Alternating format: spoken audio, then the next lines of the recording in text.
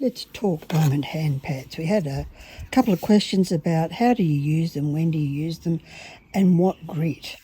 So 60, the smaller the number, the tougher the grit. So on 60, this is really, really rough. So this will come in handy if you need to scratch a surface quite considerably or remove lots and lots of stuff. I very rarely use it, but every now and again I'm glad I've got it on the shelf. 120 is also when you want to take lots off, and it's fairly rugged as well. I probably would not use this on stained glass. I might use it on some ceramic tiles and maybe some crockery, depending on how hard it's been fired. My most common one that I use is the 200 because it's just perfect for glass. And this particular ceramic tile is very soft, so we'll see how it goes. I've not done this one before, so we'll look at a ceramic tile and a pre-cut petal out of stained glass, because the question was asked, oh, my sides are not too good, and how does it need to look, what do I need to do? So we'll do that one as well. We might do that one first. The most important thing when you're using a diamond sander or a diamond drill bit or a diamond anything on glass is water. If you're not using water with it, it's not going to be that successful. So it'll get brittle and all sorts of things can not work properly. So always think wet sanding with anything that's glass. So that's all your crockery has got glass finishes. These ceramic shiny tiles over here, that's a glass finish. This is the ceramic bit, well, that's clay, and this is just fully stained glass. Now let's have a look. I'll get up nice and close to see this little point here, and we're going to remove that. So I use something soft to lean on or wipe with. And this old bit of wood I've got that I've been using for like years, and it hasn't fallen apart. I sealed it. I should have dated it, but it's got to be at least 3 years old.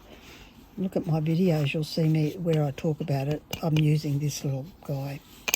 So wet,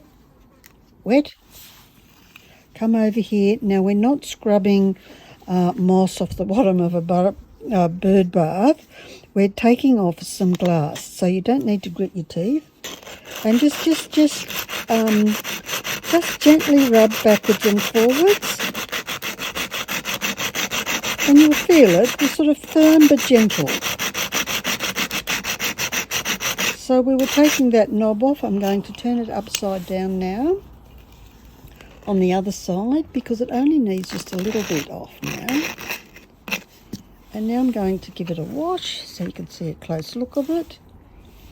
And look how smooth that is. That's just like perfect. We don't need to worry about this being shiny. We're not polishing it, we're grinding it.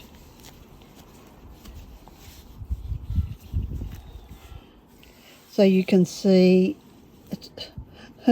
it's not worth worrying about because the grout is going to come level with this glass, and you don't need it. Stained glass people wouldn't be bothered about this either because they'll be wrapping it in lead or copper foil. So that's how you deal with glass, and you can just go around the whole lot. If you've cut a strip and you want to remove the potential to cut your finger or yourself, just do this twice. Once, twice, it's gone. Once, twice. If you're worried, give it a 3D. And the sharp edge is gone.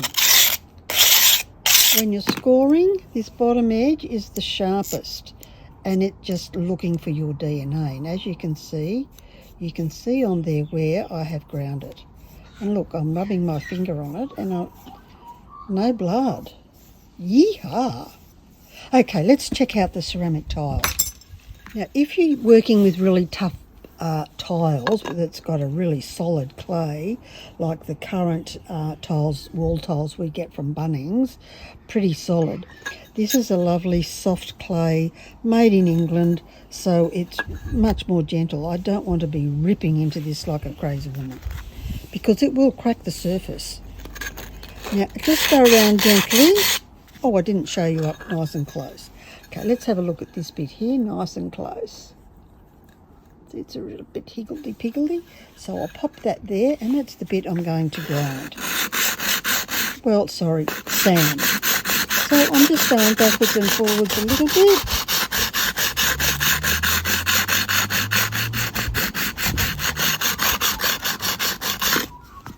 I'm saving the other bit for the actual grinder.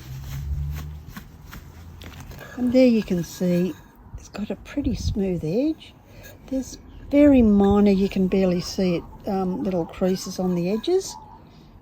The grout takes care of all of that, because remember, we are really, really close. If I hold that at arm's length, and I've got short arms, I can't see it.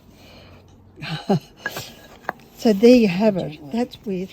Take care if they're iridised on the outside, because you don't know who's iridised them. So some of them might just sort of craze a little bit on the edges.